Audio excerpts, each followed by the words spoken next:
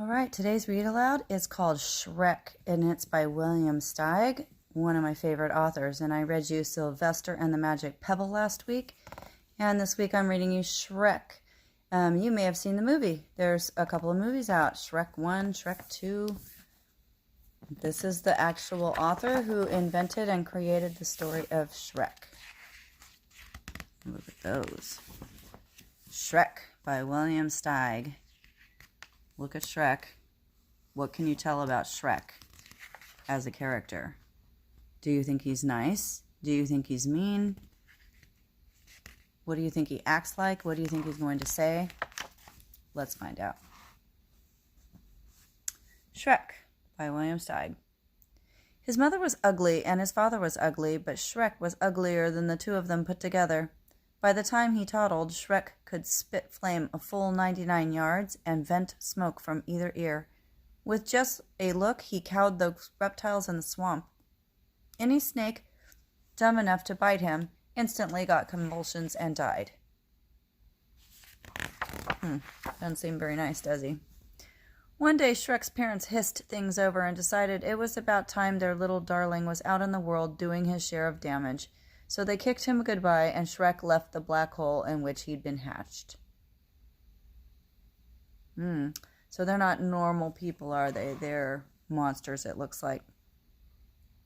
Shrek went slogging along the road, giving off his awful fumes.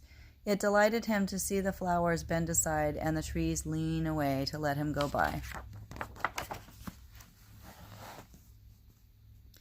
In a shady copse, he came across a witch. She was busy boiling bats in turpentine and turtle juice, and as she stirred, she crooned, "This is the way I cook my bats, stir my bats, taste my bats, season my bats in the morning, stew and brew and chew my bats, diddle and fiddle and faddle my bats early in the morning." "What a lovely stench," Shrek cackled. The witch specialized in horrors, but one single look at Shrek made her woozy. When she recovered her senses, Shrek said, "Tell my fortune, madam, and I'll let you have a few of my rare lice." "Splendid," crowed the witch. "Here's your fortune.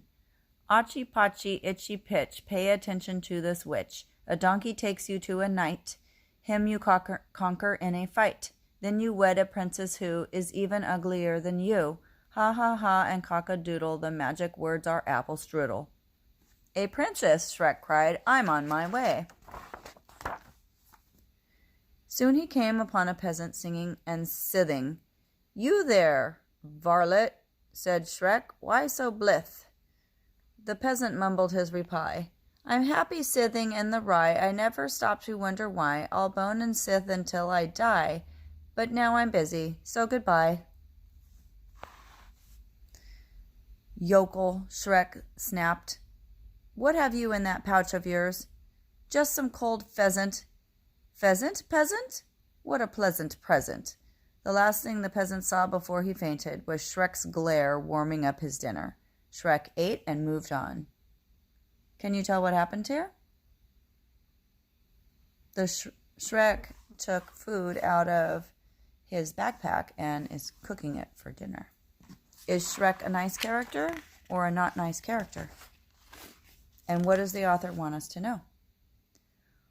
Wherever Shrek went, every living creature fled. How it tickled him to be so repulsive. He likes being a monster.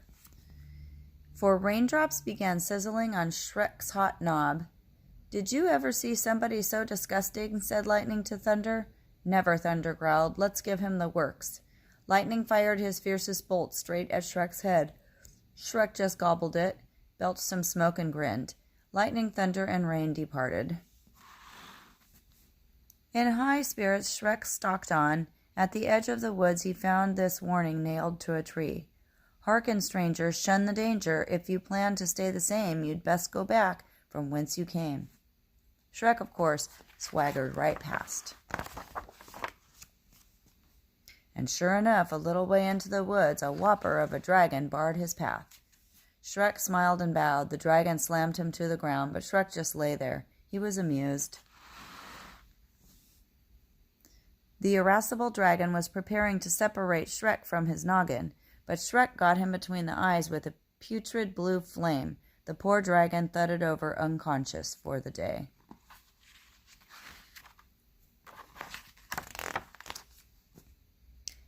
An hour later, Shrek himself was unconscious. He had fallen asleep along the way. He dreamed he was in a field of flowers where children frolicked and birds warbled. Some of the children kept hugging him and kissing him, and there was nothing he could do to make them stop. I don't think he likes the children hugging him.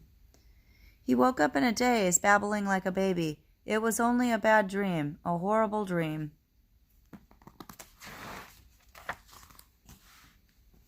Shrek wandered on. He was wondering if he'd ever meet his princess, when he saw a donkey grazing. Was this the donkey the witch had foretold? Shrek hurried over and tried the magic words. Apple strudel. The donkey raised his sleepy eyes and brayed. I gaze in the green as I graze in the green, seeking out the clover. I laze and spend my days in the green, chewing and chomping rover. You jabbering donkey, Shrek screamed. Aren't you supposed to take me somewhere? I am, to the nutty knight who guards the entrance to the crazy castle where the reclusive, repulsive princess waits. Then take, Shrek shrieked, and he hopped onto the donkey's back.